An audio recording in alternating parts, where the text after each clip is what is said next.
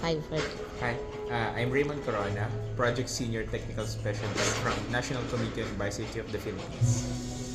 Okay, sir. Ano po ang role o mandate po ng office ninyo? Okay, so yung office namin, the NCBP, siya yung nag-oversee ng implementation ng National Biosafety Framework. So nagko-coordinate siya ng interagency effort on biosafety, so including the regulations, policy development, kapag kailangan to ensure na all different government agencies are performing their functions, it's the NCBP's responsibility to ensure na may common understanding.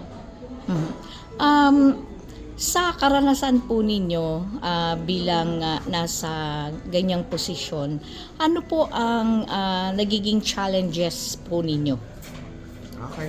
So, pinaka-ano dyan is, of course, yung level of appreciation and understanding doon sa modern biotech.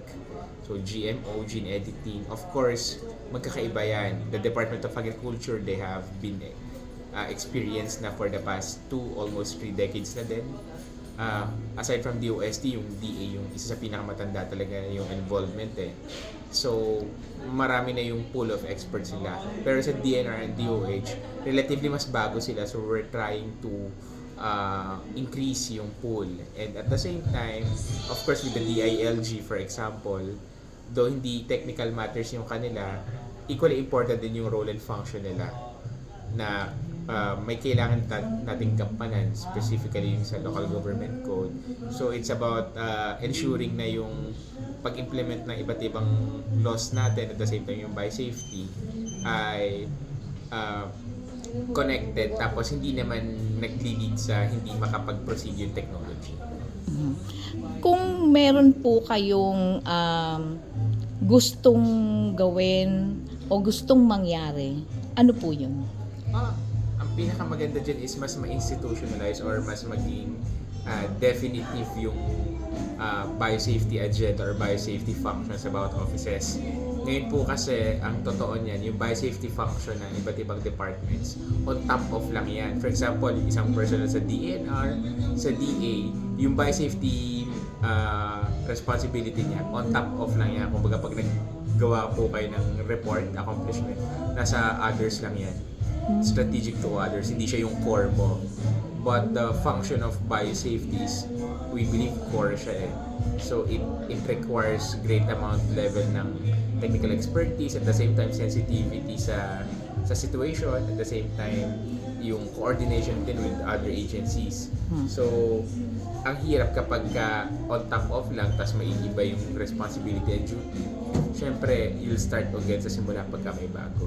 So sana mas maganda na talagang throughout the different agencies, yung biosafety function talaga ay mas definitive para we're training the same set of people, nag-expand tayo at the same time. Kung hindi tayo lagi mag-start from the scratch, instead na ganitong level lang tayo, pwede nating tumaas kasi yung collective knowledge natin ay good na. So, pataas tayo ng pataas.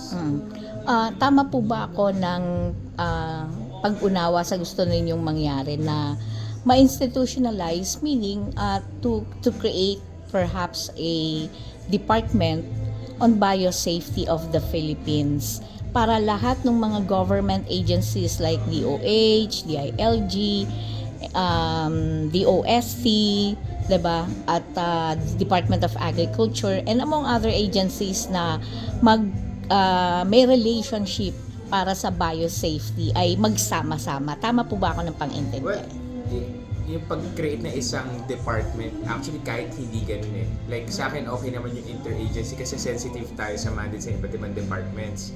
So gusto ko na sana sa bawat individual departments ay fix kung sino yung mga tao sa biosafety. Para nang sa ganon, yung main function nila is biosafety. At ang mangyayari doon, tutok sila doon kasi mabilis din yung technology eh. So, in order for the policy and the regulations na to keep abreast doon sa bilis ng technology, may dedication, time of work ang kailangan, tapos yung talaga susundan mo yung global trends. Minsan kailangan mong makita mo kung ano yung trends sa R&D para alam mo yung dapat mong paghandaan. Tapos bukod doon sa technical aspect, syempre yung socio-economic, equally important din yan. Kasi kung ano yung may market dito sa atin, yun yung most probably darating. So yun yung paghahandaan nating lahat. And given that, for example, sa isang GM technology or isang product na modern biotech, bawat department may kanya-kanya kasi yung purview, kanya-kanyang way of looking at it. Sa mata ni DNR, DOH, DOST, DA, syempre iba-ibang priority agenda nila. So kung at least fix yung mga tao, institutionalized, lagi tayo may common understanding, kahit magkakaiba tayo ng purview or mandate per department, lahat yun in harmony, synchronize yung atin. Ang magiging common goal natin or shared goal natin is to ensure na yung regulations natin predictable, hindi natin kino-compromise yung safety, at ma-ensure natin sa public na any technology or modern biotech product na lalabas has undergone robust assessment. Sa ngayon po ba, etong mga humahawak o bumubuo ng biosafety o nagpo-function na kasama dun sa biosafety ay mga hindi plantilla position or hindi po yun yung kanilang tinututukan? Both. May mga tao, marami actually, hindi plantilla position. I myself. So, Ano meron pong category po ninyo? COS, account of service, almost for a decade. And then, merong iba rin na plantilla, pero again, sabi ko nga, on top of lang yung biosafety. So, meron silang primary responsibility. Tapos, kung kailan may added time or pangailangan, tsaka papasok yung biosafety function. So, minsan, syempre, ang hirap din balansehin dahil hindi nga lang biosafety yung trabaho nila. Yes. Kung meron po kayong panawagan, particularly sa Secretary ng Department of Agriculture o Department of Science and Technology o mga kasama na ahensya dito sa biosafety dito sa ating bansa, ano po yun? Yeah. I think unang-una kailangan po i-express yung gratitude sa DOST Secretary, kay Secretary Solidum, kay Secretary Chu. I think despite the challenges that we're facing, despite yung mga nabanggit ko na challenges that has been plaguing for the biosafety system for the past few years or decades, they have been very supportive kung ano yung kinakailangan na support, hindi lamang yung funding but at the same time yung support sa policy agenda, inclusion sa mga discussions, so initiatives, supportive naman. It's just that we're operating din within kung ano yung cards that we are dealt with. So siguro continuous lang support sa hindi lamang sa modern biotechnology but to the regulator. So as we want to payabungin ang modern biotechnology, dapat kasabay din ang regulations just to ensure na hindi natin napapabayaan both sides. Again, restating the policy statement on modern biotech, the safe and responsible use.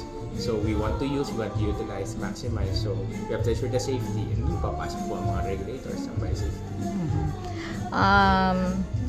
Kayo po ba, dumarating po kayo sa punto na, kasi COS po kayo, dumarating po ba kayo sa punto na kung may tawag dito, I don't want to use pirate, but i-hire kayo ng isang private company,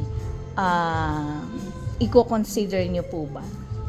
Honestly, before ako mag-end up sa position ko right now, that was 7-8 years ago, isang option is private. But again, I choose to be here sa DOS NCB because gusto ko yung challenge or gusto ko yung experience of being at the policy development side of it.